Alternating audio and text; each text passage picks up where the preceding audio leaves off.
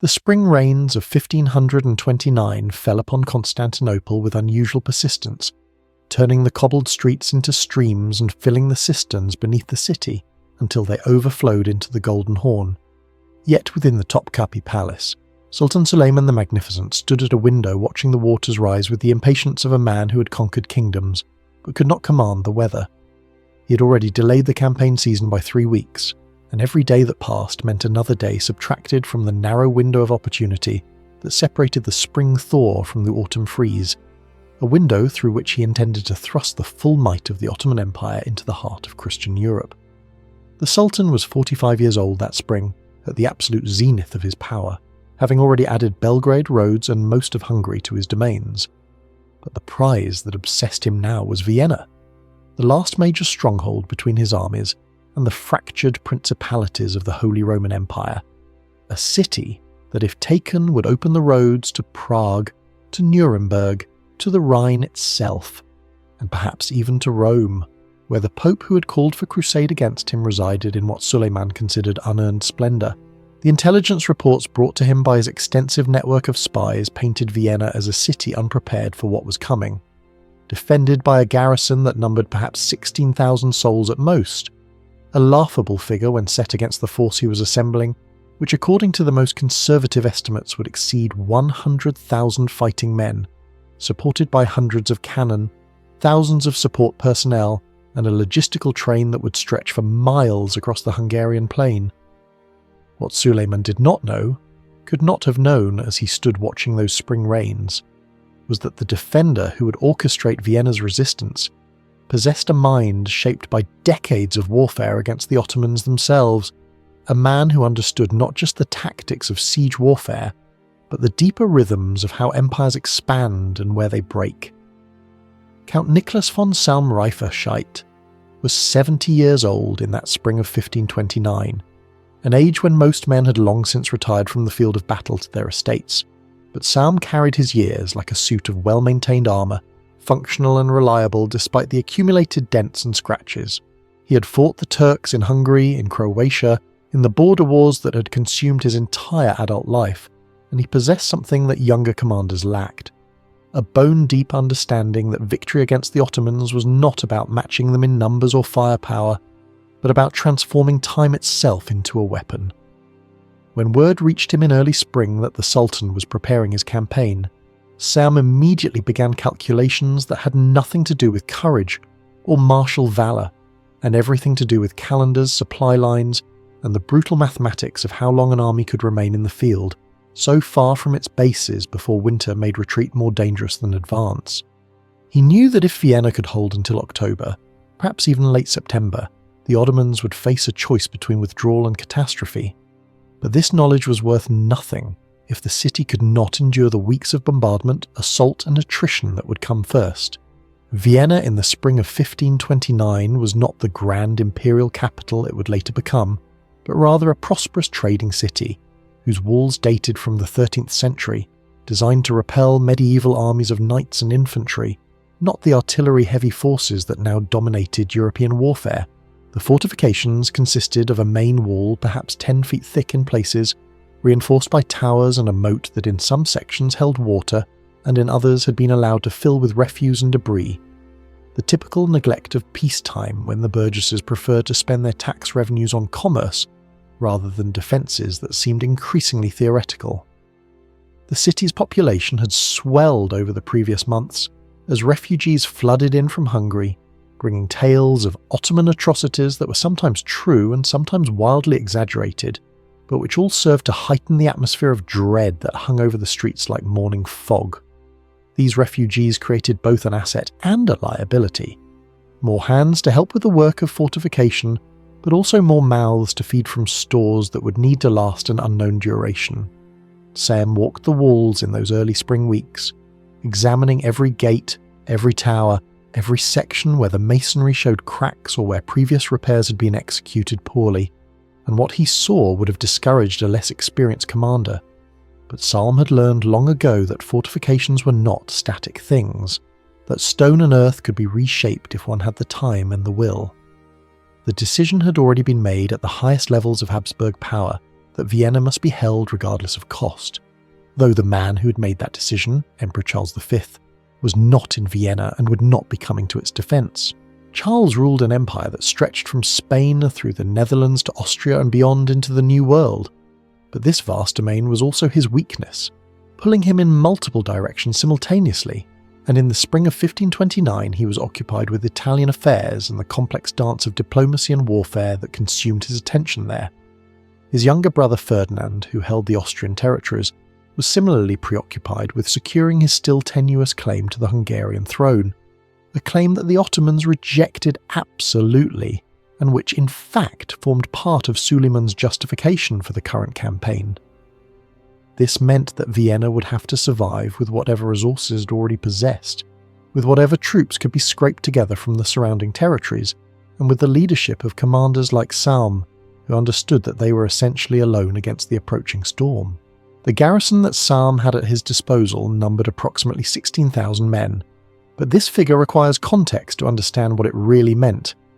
These were not 16,000 professional soldiers of the type that formed the Sultan's Janissary corps, but rather a mixture that included perhaps 4,000 actual professional soldiers, several thousand members of the city's militia who knew how to handle weapons but had never faced combat,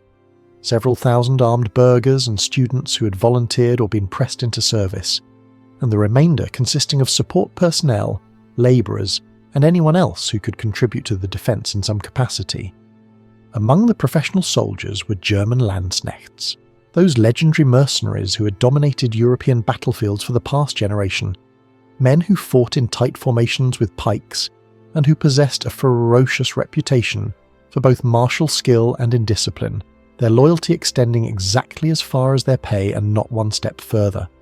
Salm knew that maintaining morale among such troops would require both regular payment and visible progress in the defensive preparations, for mercenaries could calculate odds as well as any general, and would not hesitate to negotiate surrender if they concluded that their position was hopeless. The city also hosted several contingents of Spanish infantry, considered the finest in Europe, whose presence reflected the Habsburg family's Iberian power base, and these men brought with them experience from the Italian wars, where they had learned to fight in urban environments and to conduct defensive operations with skill and determination. Mixed among these professional elements were Austrian and Bohemian knights and their retinues, men who fought in the traditional manner of heavy cavalry, but who in a siege would serve primarily as a motivated elite infantry, their social status and personal honour binding them to the defence in ways that mere payment could never achieve. The student volunteers came primarily from the University of Vienna, young men inflamed by religious fervour and patriotic sentiment, who saw the approaching Ottomans not merely as a military threat, but as an existential challenge to Christendom itself, and while their military value might be questioned, their willingness to labour on the fortifications and to fill gaps in the line during assaults would prove significant. The work of fortification began in earnest even before the full extent of the Ottoman threat became clear, and what Salm ordered was nothing less than the transformation of a medieval city into something approaching a modern fortress. The old walls could not be replaced, there was no time for that, but they could be reinforced from behind with massive earth ramparts that would absorb the impact of cannonballs where stone would shatter. These ramparts required thousands of cubic yards of earth to be moved by hand, basket by basket, cart by cart, from pits excavated in the city's gardens and courtyards, then shaped and packed into sloping barriers that grew week by week behind the ancient stones. Every building that stood close to the outer walls, structures that could provide cover for attacking forces or whose collapse could fill the moat with rubble and create an easy approach, was systematically demolished, the materials salvaged where possible to build additional internal defences, but the primary purpose being to create a clear killing ground where the defenders would have unobstructed fields of fire. The moat received particular attention, with work crews dredging out the accumulated debris of decades and deepening the channel so that it would present a more formidable obstacle, while wooden stakes were driven into the bottom at angles calculated to impale anyone attempting to wade across. The city gates, those traditional weak points in any fortification, were reinforced with additional layers of timber backed by earth,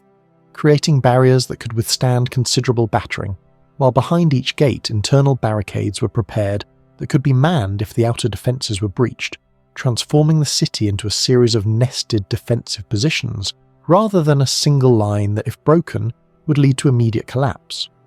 While Vienna laboured to prepare itself, Suleiman's army finally began its march from Constantinople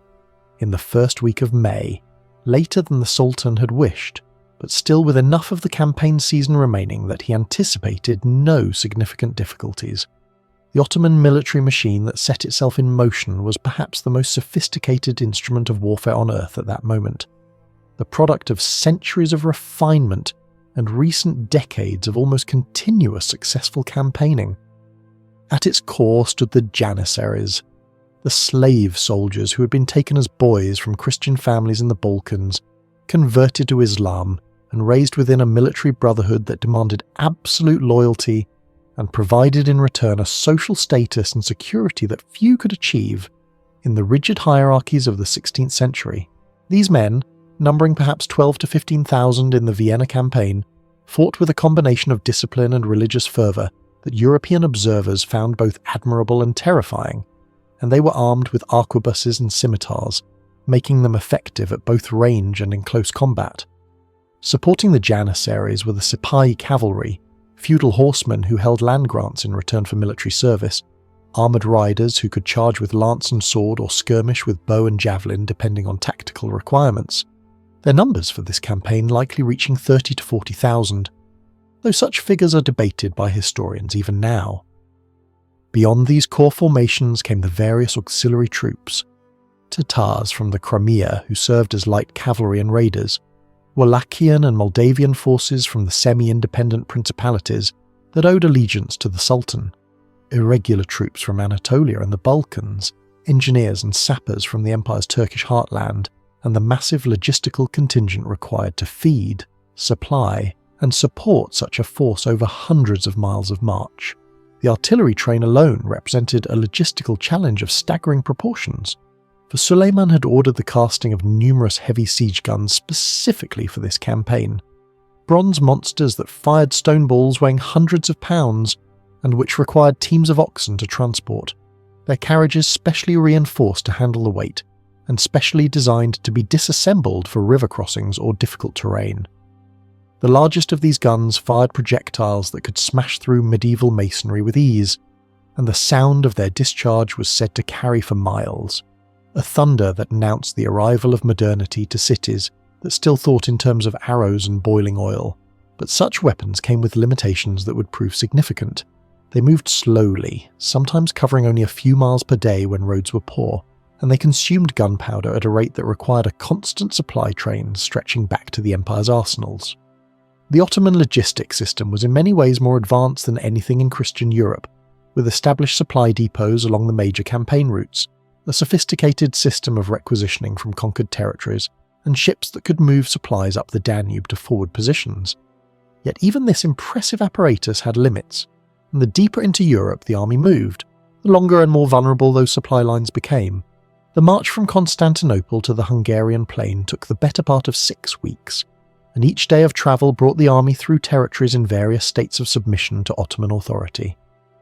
In the recently conquered regions of southern Hungary, the local population had learned to provide what was demanded without resistance, knowing that cooperation might earn them survival, while resistance would bring only destruction. Yet this submission was rarely given willingly, and the hostility of the population meant that stragglers from the Ottoman army, who wandered too far from the main columns, were sometimes found with their throats cut, their bodies left as silent testimony to the simmering resistance that Ottoman power had imposed but not eliminated. As the army crossed into territories more recently contested, where the border between Ottoman and Habsburg control remained fluid and violent, the character of the march changed, with reconnaissance forces ranging ahead to identify threats and secure river crossings, with cavalry screens protecting the flanks against possible Austrian attacks, and with increasingly frequent skirmishes that, while never threatening the main army, served as constant reminders that they were now moving through hostile country. The weather throughout May and into June remained unpredictable, with periods of heavy rain that turned roads into mud troughs, where wagons sank to their axles and had to be manhandled forward by teams of cursing soldiers, alternating with periods of intense heat that exhausted men and animals alike. and created a constant demand for water that the supply system struggled to meet.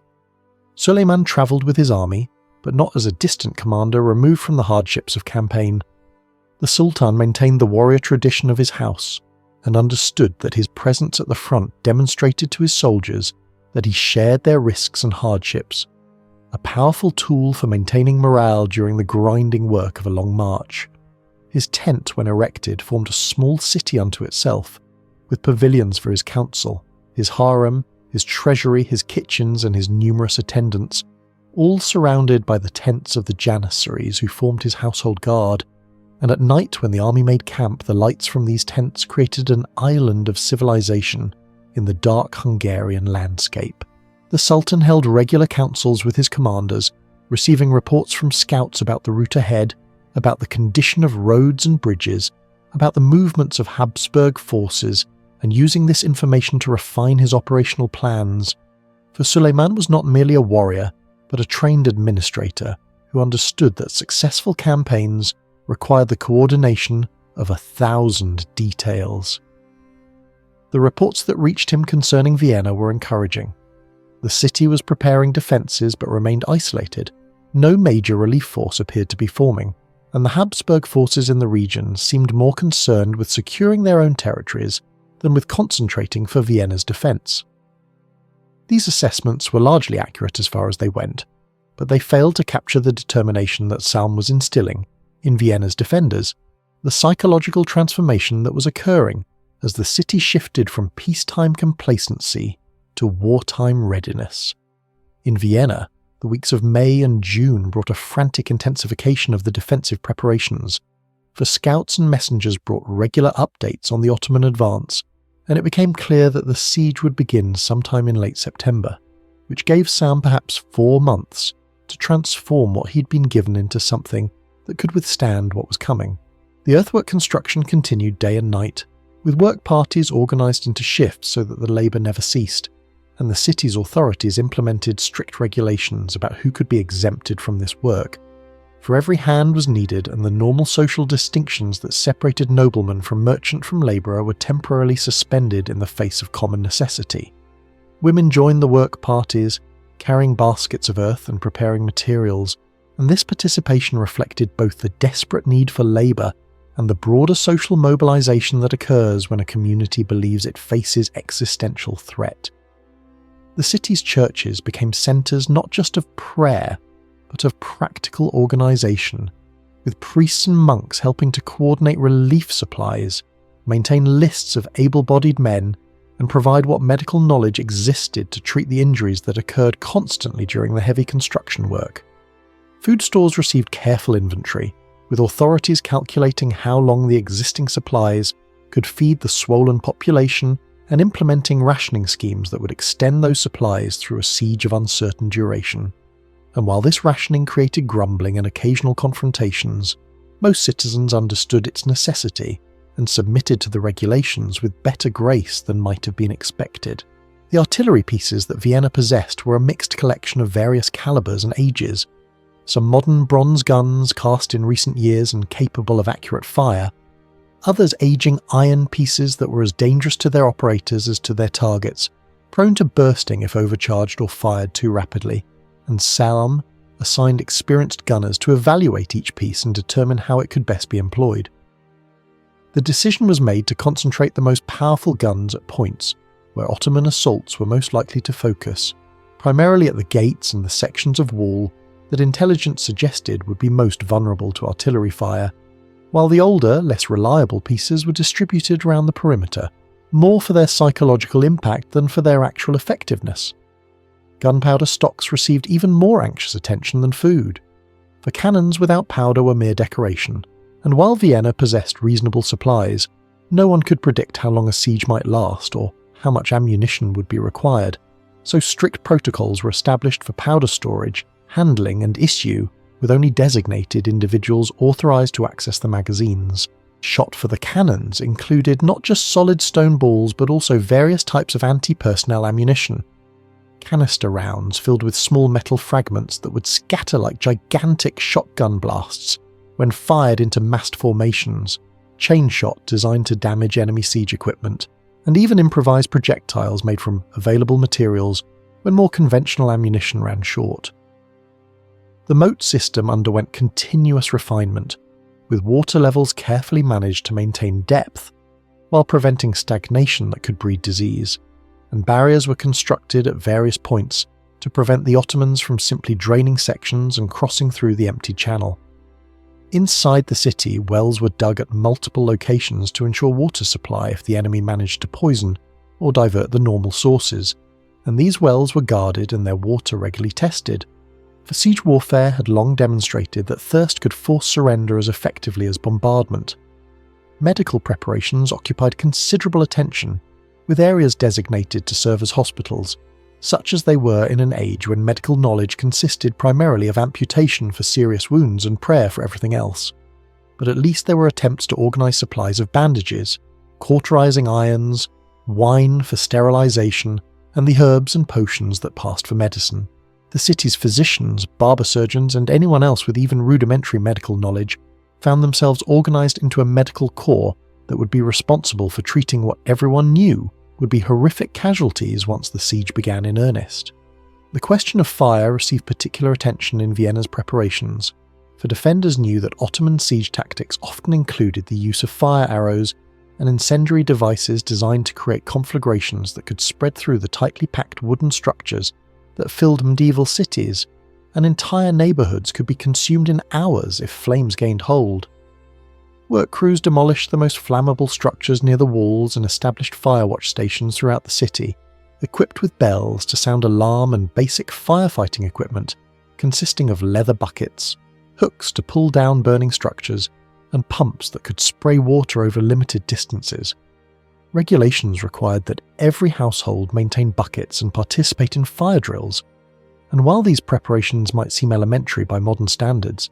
they reflected a serious attempt to address a threat that had destroyed many besieged cities throughout history. The demolition of suburbs that lay outside the walls proved particularly painful for the city's residents, for these areas contained homes, shops, churches, and the accumulated infrastructure of generations.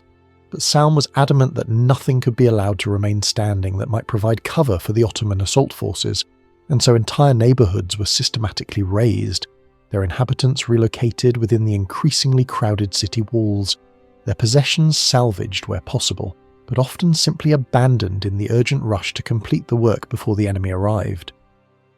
Throughout these months of preparation, the question of relief remained a constant source of discussion and anxiety, for while Vienna laboured to make itself defensible, everyone understood that no city, however well fortified, could hold indefinitely against a determined besieger who was willing to invest the necessary time and resources. Messengers rode constantly between Vienna and the various Habsburg capitals, carrying appeals for assistance and bringing back responses that ranged from encouraging promises to frank admissions that help might not arrive in time.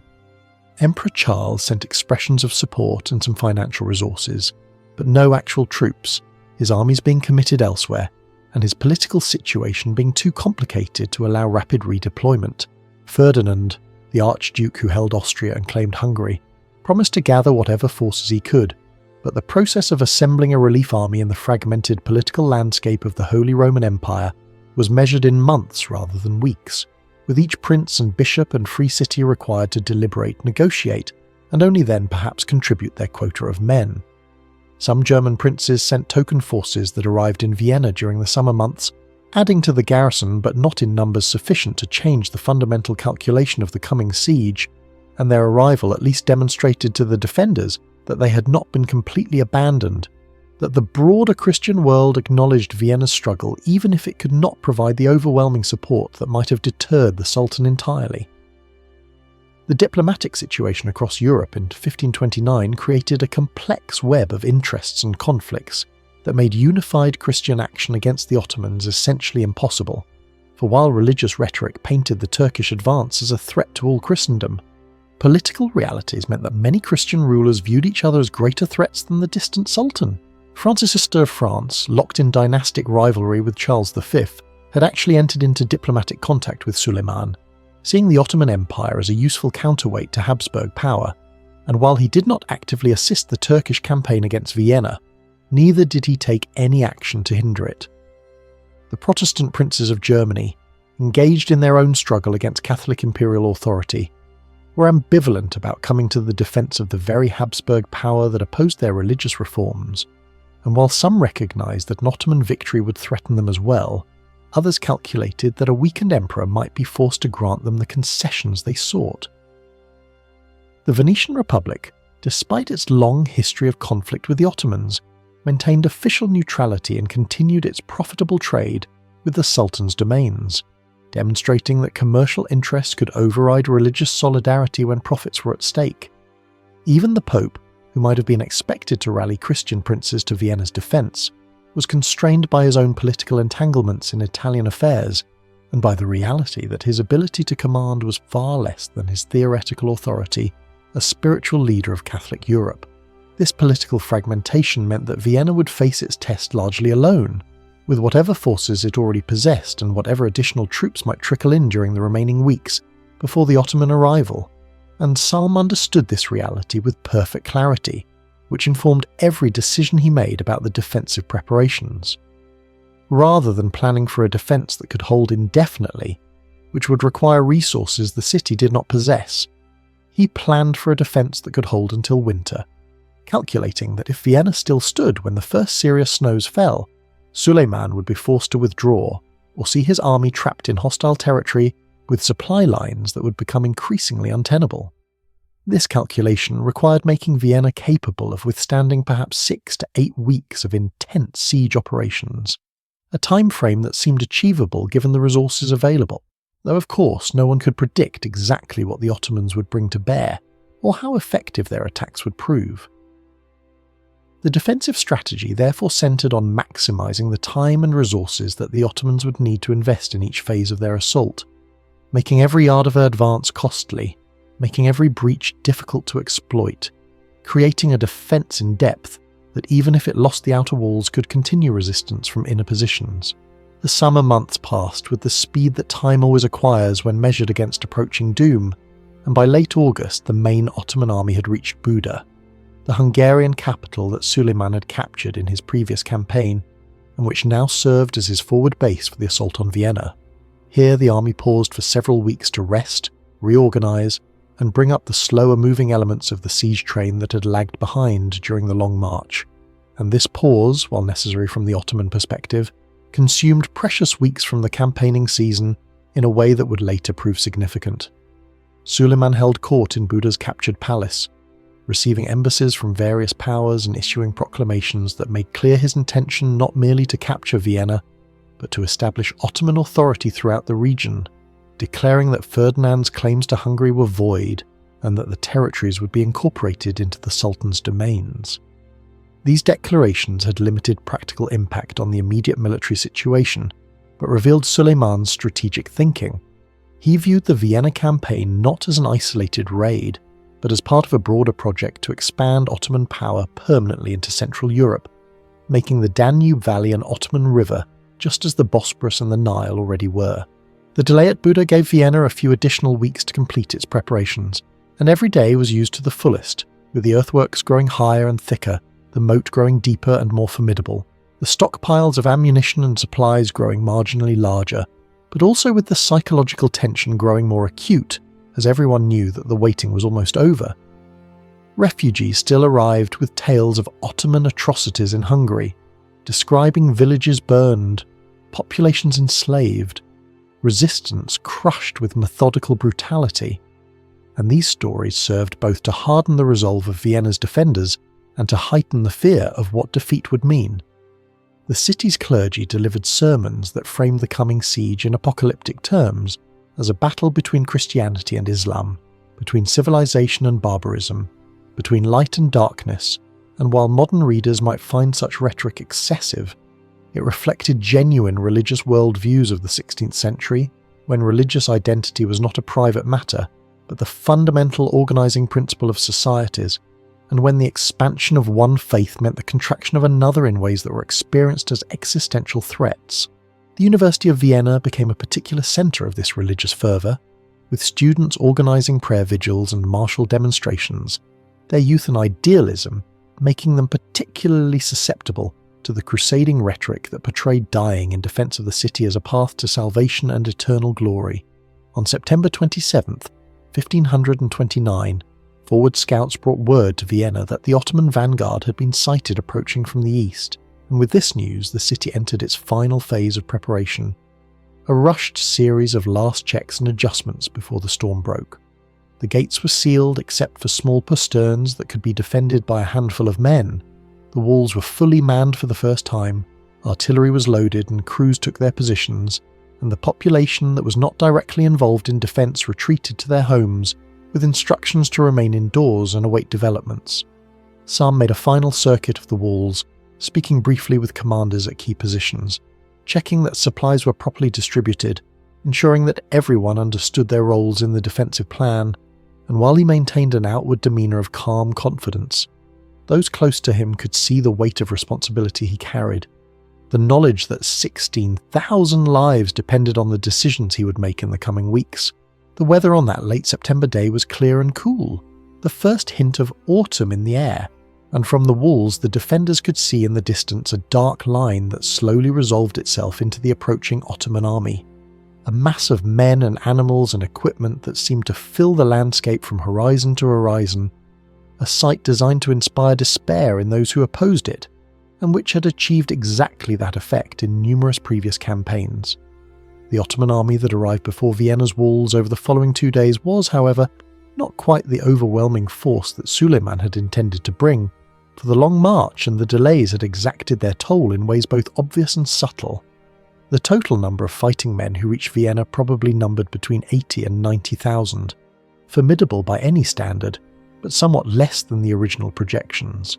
With the difference accounted for by the men lost to disease during the march, the detachments left behind to garrison captured positions and protect the supply lines, and the simple attrition that always reduced armies during long campaigns. The artillery train that reached Vienna was impressive but incomplete, with several of the larger siege guns having been abandoned along the route when the roads proved unable to support their weight, or when the oxen teams hauling them collapsed from exhaustion. And while the Ottomans still possessed abundant firepower, the loss of these pieces meant they had somewhat less ability to simply batter Vienna's walls into rubble than the original planning had anticipated.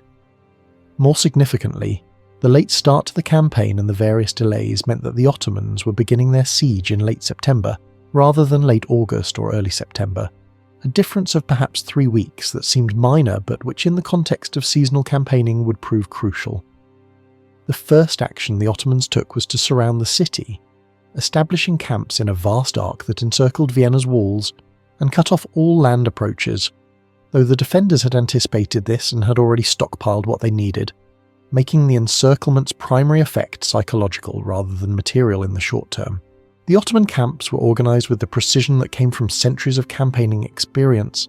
with the Janissary units positioned closest to the walls in preparation for eventual assaults, the Sipahi cavalry somewhat further back where they could rest their horses and wait for opportunities to intercept any relief forces that might approach, and the artillery positioned at calculated points where the gunners believed they could achieve the most effective fields of fire against Vienna's defences. Suleiman's own tent complex was established on a slight rise from which he could observe the city and the progress of the siege, and from this position he directed the operations with the same administrative attention to detail that he applied to governing his empire. The first Ottoman probes consisted of reconnaissance parties that approached the walls to evaluate their construction and identify likely points of attack, and these parties drew fire from Vienna's artillery, which had the dual purpose of inflicting casualties and demonstrating to the Ottomans that the city was prepared to defend itself vigorously. The bombardment began in earnest on October 1st, with Ottoman artillery opening fire from multiple positions simultaneously, the roar of the guns echoing across the city and the surrounding plain, and the psychological impact of this bombardment was immediate even when the material effects were limited. The defenders, who had never before experienced artillery fire, found the noise and the impact of cannonballs striking the walls to be terrifying. The knowledge that sudden death could come from an unseen cannon hundreds of yards away, creating a helplessness that was difficult to endure. Yet the veterans among them knew that bombardment was something to be endured rather than feared, that cannonballs themselves rarely killed large numbers of men if those men took proper precautions and did not expose themselves unnecessarily. The first targets of the Ottoman guns were the sections of wall that reconnaissance had identified as weakest or most accessible, and the strategy was straightforward. Pound these sections until breaches opened, then assault through the breaches with infantry who could overwhelm the defenders through sheer numbers. Salm had anticipated this approach and had concentrated his earth ramparts precisely at these predicted points of attack, so that when Ottoman cannonballs struck the walls, they often passed through the old stone only to bury themselves in the earth behind, which absorbed their energy without creating the cascading collapses that bombardment of pure stone fortifications would have produced. The rhythm of the siege settled into a pattern over the first week, with Ottoman artillery firing throughout daylight hours, causing damage that Vienna's work crews repaired during the night, while Ottoman engineers worked to move guns closer and to establish better firing positions, and Vienna's artillery responded with counter-battery fire intended to destroy or disable the Ottoman guns, though this was difficult given the protection the Ottomans constructed for their artillery positions. The weather during this first week remained generally favourable for siege operations, cool but dry, allowing both sides to work without the complications that rain would have introduced, and this weather was fortunate for the Ottomans but unfortunate for Vienna, which benefited from anything that slowed the siege's progress.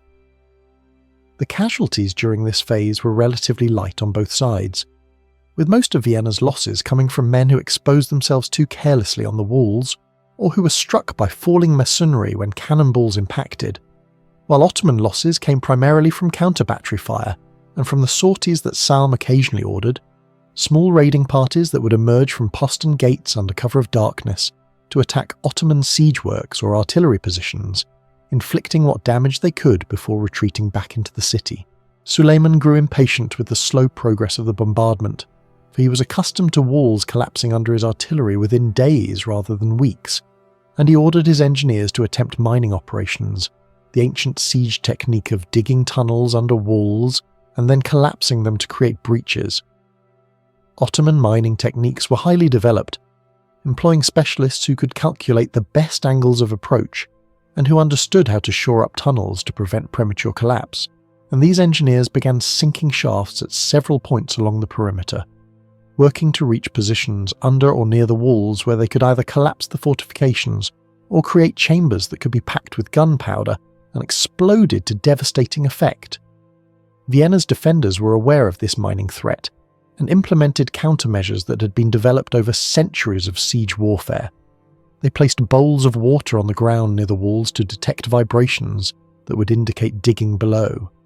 They organised listening posts where men would press their ears to the ground trying to hear the sounds of excavation, and they began countermining operations, digging their own tunnels in attempts to intercept the Ottoman miners before they could reach their objectives. The underground war that developed beneath Vienna's walls was in many ways more terrifying than the artillery bombardment above ground, for it involved men working in cramped, dark, poorly ventilated tunnels where collapse was a constant danger and where the sudden breakthrough into an enemy tunnel could lead to brutal hand-to-hand combat in spaces too confined for proper swordplay, fights conducted with knives and mining tools and bare hands. The counter-mining efforts achieved some successes, with Viennese miners breaking into Ottoman tunnels at several points and either collapsing them or fighting the Ottoman engineers in subterranean battles that became legendary among the survivors, and these successes prevented or delayed several Ottoman mining attempts, though not all, for the Ottomans were persistent and skilled and eventually succeeded in placing several mines that when detonated created significant damage to sections of the wall. The explosions when they came were apocalyptic events for those nearby, the ground shaking, masonry flying through the air, dust clouds rising to obscure visibility, and in the immediate aftermath of each explosion, both sides would rush toward the newly created breach, the Ottomans trying to exploit it before it could be defended, and the Viennese trying to block it or establish new defensive positions behind it. The first major Ottoman assault came after 10 days of bombardment, and mining had created several practical breaches in Vienna's outer defences, and this assault was conducted primarily by Janissaries, who advanced in waves under covering fire from their own artillery, carrying scaling ladders and armed with arquebuses and swords, their objective being to overwhelm the defenders through shock and numbers. The assault began in the pre-dawn darkness, an attempt to achieve surprise and to have men on the walls before the defenders were fully awake and organised, but Vienna's watch system detected the movement and sounded the alarm with bells and drums that brought the garrison to their positions with practiced speed. The Janissaries advanced across the open ground between their lines and the city walls, exposed to artillery fire and arquebus fire from the defenders, and while they maintained impressive discipline under this fire, the casualties they suffered in crossing the killing ground were substantial, men falling to cannonball and musketball and crossbow bolt. Yet those who survived pressed on to reach the moat, where they faced the obstacles that Vienna's engineers had placed. Stakes and barriers, and in some sections water deep enough to require swimming while burdened with equipment. The fighting at the breaches was savage and intimate, conducted at ranges where men could see each other's faces and hear each other's screams, and it revealed the fundamental character of both forces. The Janissaries fought with the discipline of professional soldiers and the fervour of religious warriors who believed martyrdom in battle guaranteed paradise, and they pressed their attacks with a determination that drove them into the breaches despite horrific casualties, climbing over the bodies of fallen comrades to reach positions where they could engage the defenders hand to hand. The Viennese defenders fought with the desperation of men who knew that defeat meant not just death for themselves, but enslavement or worse for their families, that their city would be sacked and their civilization extinguished in this region if they failed, and this desperation gave them strength to hold positions that might otherwise have been abandoned. Sam had organised his defence so that fresh troops could be rotated into threatened positions, while exhausted men pulled back to rest and rearm, and this rotation prevented the Ottomans from grinding down any particular section through sustained pressure, though it meant that virtually every member of the garrison would see direct combat during the assault. The assault continued throughout the day, with the Ottomans committing fresh waves as earlier waves were repulsed, and by evening several Ottoman units had achieved lodgements within the breaches, holding positions from which they could theoretically be reinforced and expanded into control of significant sections of wall. But Salm had anticipated this, and had prepared secondary defensive lines behind the most vulnerable points. When Ottoman forces penetrated the outer defences, they found themselves facing barricades manned by fresh troops and swept by artillery fire from positions they had not been able to neutralise, and the confined spaces of these inner defences negated the Ottoman numerical advantage, forcing them to attack through narrow approaches where only a few men could engage simultaneously. The fighting in these constricted spaces was brutally efficient, with defenders using pikes to keep the Ottomans at a distance while others fired into the massed troops behind, and eventually the Ottoman commanders concluded that the assault could not succeed and ordered withdrawal, pulling their forces back across the killing ground, while Vienna's artillery continued to exact casualties until the surviving Janissaries reached the safety of their own lines. The losses on both sides were significant, with Vienna losing perhaps 500 men killed and wounded, casualties it could ill afford given its limited numbers, while the Ottomans lost perhaps 3 or 4 times that number, losses that, while painful, were more sustainable given their much larger force. However, the psychological impact of the failed assault favoured Vienna, for the defenders had proven to themselves and to their enemies that they could withstand a major attack, that their preparations had been effective, that Ottoman troops were not invincible, and this knowledge strengthened morale at a crucial moment when fear might otherwise have led to collapse. Salm used the night following the assault to reorganise his defences, pulling back from positions that were no longer tenable and establishing new lines that incorporated the lessons learned during the day's fighting, and he ensured that the wounded received what care was available, and that the dead were removed and given quick burial. For in the confined space of a besieged city, disease from unburied corpses could become as dangerous as enemy action. Suleiman assessed the results of the assault with the pragmatism of an experienced commander and concluded that direct assaults against prepared positions were consuming too many men for too little gain, and he ordered a return to bombardment and mining, accepting that Vienna would require more time to reduce than he had initially hoped, but believing that systematic siege operations would eventually create conditions for success.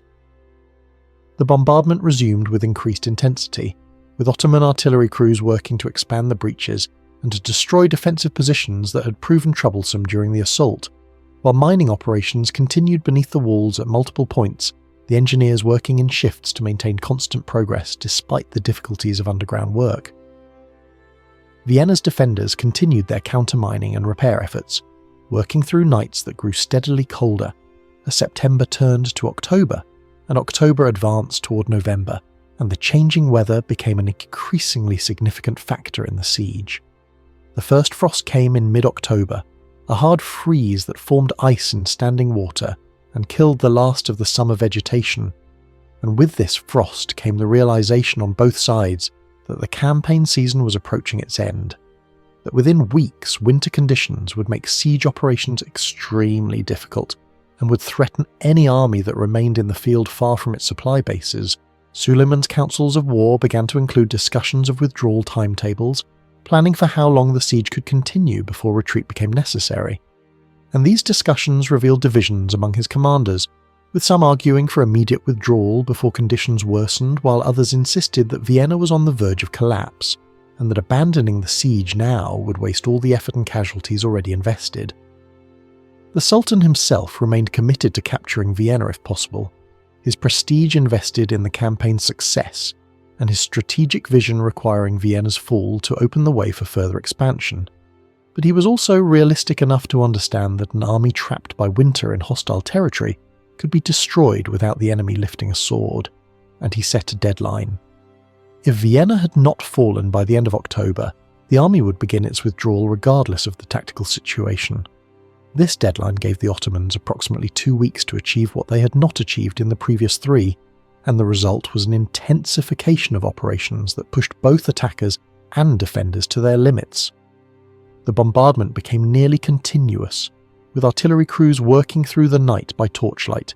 and the mining operations accelerated to the point of accepting increased risk of tunnel collapse in exchange for faster progress. 3 more major assaults were launched during this period, each following the same basic pattern of bombardment to create or expand breaches, followed by infantry assault, attempting to exploit those breaches, and each assault achieved some limited success in penetrating Vienna's outer defences before being contained and eventually repulsed by the defensive system that Salm had created.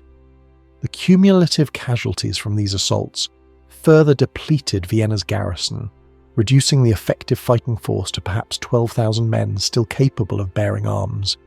and exhaustion became as much an enemy as the Ottomans, with men who had not slept properly in weeks expected to perform feats of endurance and courage that would have been challenging for fresh troops. The weather during the final week of October turned decisively against the Ottomans, with heavy rains that turned the siege camps into mud pits and made the movement of artillery impossible, followed by an early snowfall that, while not heavy, was nonetheless a clear signal that winter was arriving earlier than usual that year. The snow created particular problems for the Ottoman army, for many of the troops came from warmer regions and lacked adequate winter clothing, and the supply system that had worked reasonably well during the earlier phases of the siege began to break down as the roads deteriorated and as the draft animals began to die from exposure and inadequate forage. Disease began to spread through the Ottoman camps, the inevitable result of large numbers of men living in close quarters under poor sanitary conditions.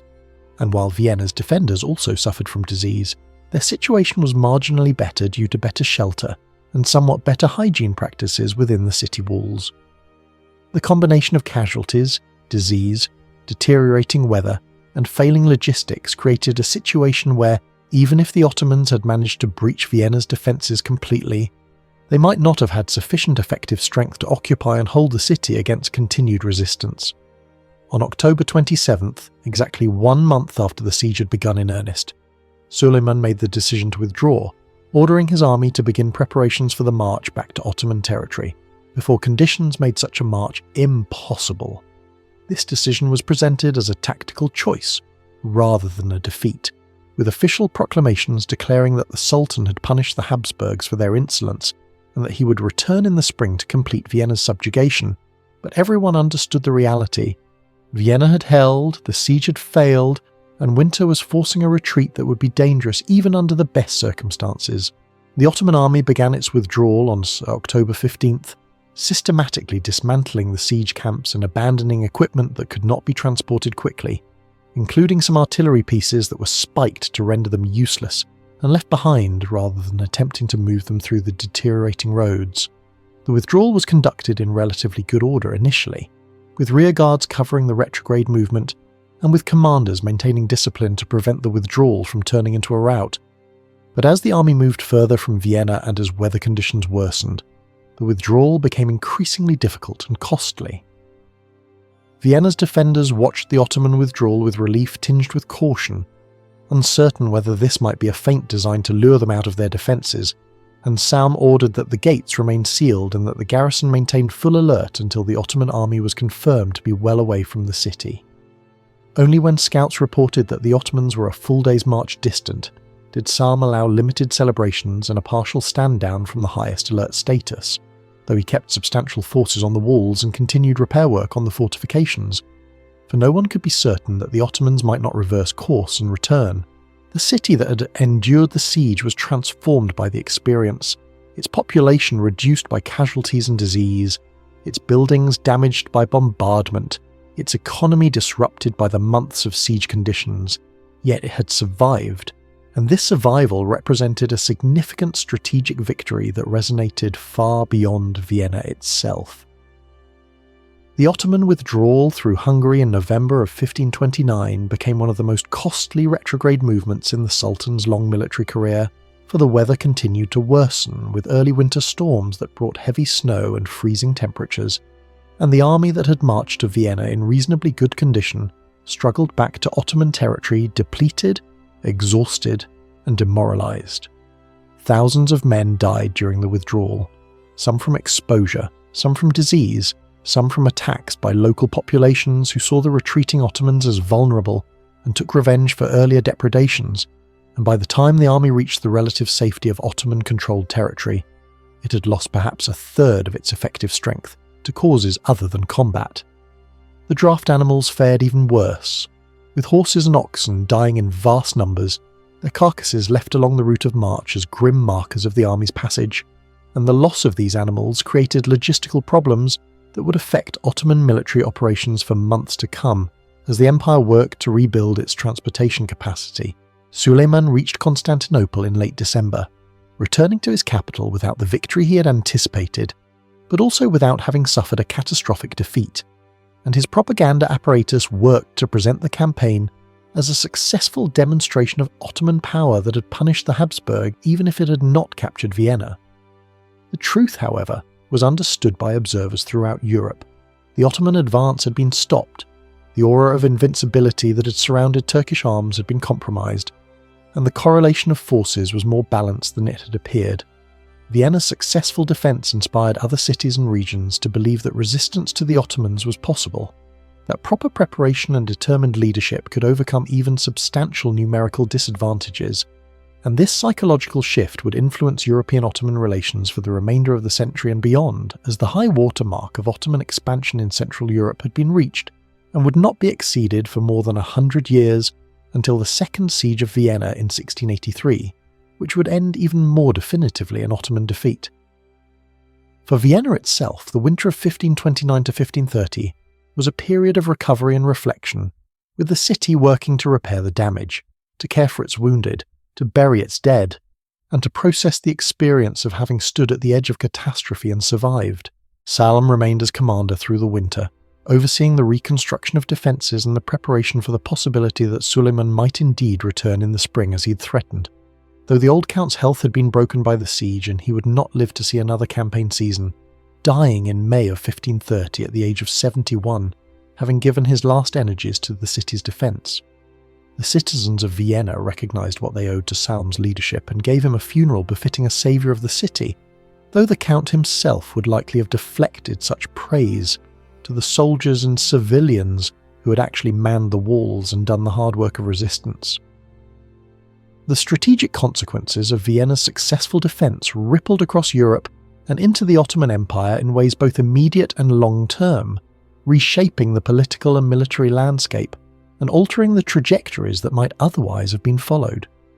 The failure to take Vienna forced Suleiman to reconsider his European strategy, leading to a shift toward consolidating control over already conquered territories rather than pursuing further rapid expansion. And while he would campaign in Europe again, he would never again come as close to breaking into the Germanic heartland as he had in 1529. The Habsburg dynasty emerged from the siege with enhanced prestige, having demonstrated the capacity to defend its core territories even when isolated and outnumbered,